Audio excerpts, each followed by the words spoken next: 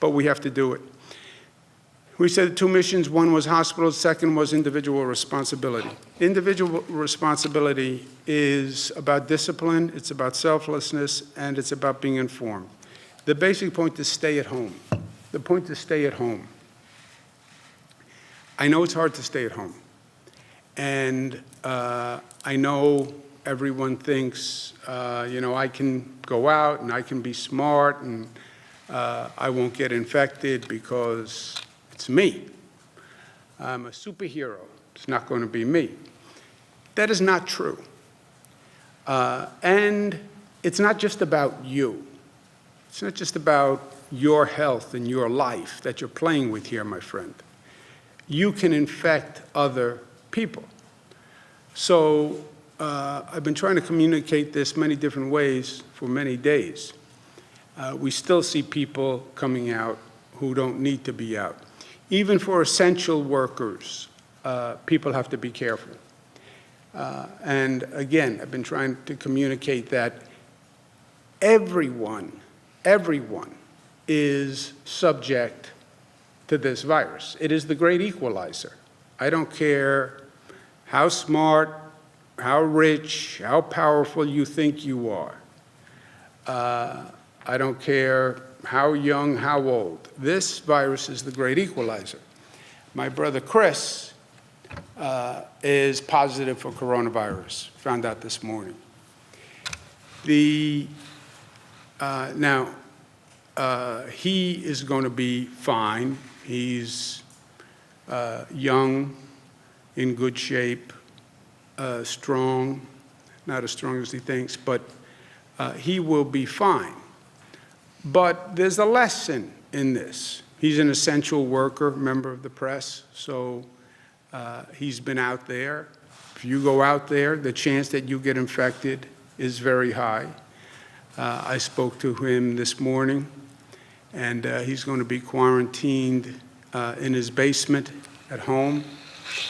He's just worried about his daughter and his kids, that he hopes he didn't get them infected. You don't really know Chris. You see Chris, he has a show on 9 o'clock on CNN. But you just see one dimension, right? You see a person in his job. And in his job, he's combative and he's argumentative and he's pushing people.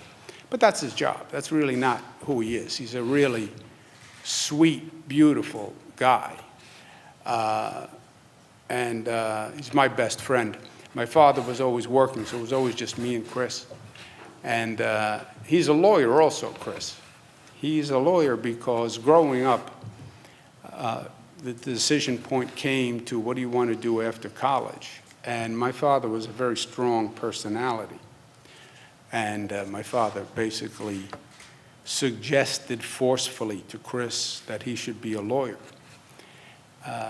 It was a different time and a different place, Now, my daughters, Cara, who's here, they all follow their individual stars. This is their destiny, which is right. If you had said to my father, I want to follow my individual star, he would say, you're going to follow your individual star right out that door. That's what he would have said. So Chris went to law school, but he never really had a desire to practice law. He calls me when he's about 26. He's at a law firm. And he said, I don't want to be a lawyer. I said, yeah, I know, but you are now a lawyer. You are. He said, yeah, but I don't want to be a lawyer. I said, what do you want to be? He said, I want to be a journalist. I said, you want to be a journalist? I said, it's too late. You're a lawyer. You have to pay law school bills.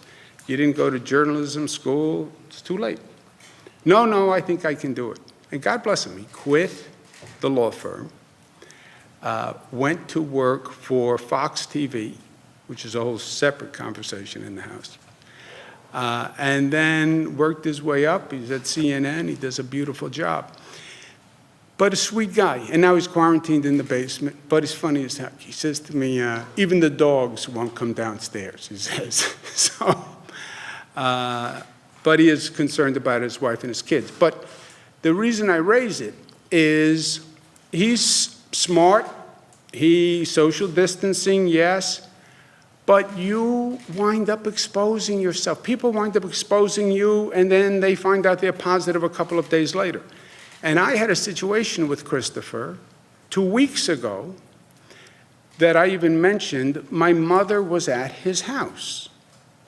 And I said, that is a mistake. Now, my mother is in a different situation.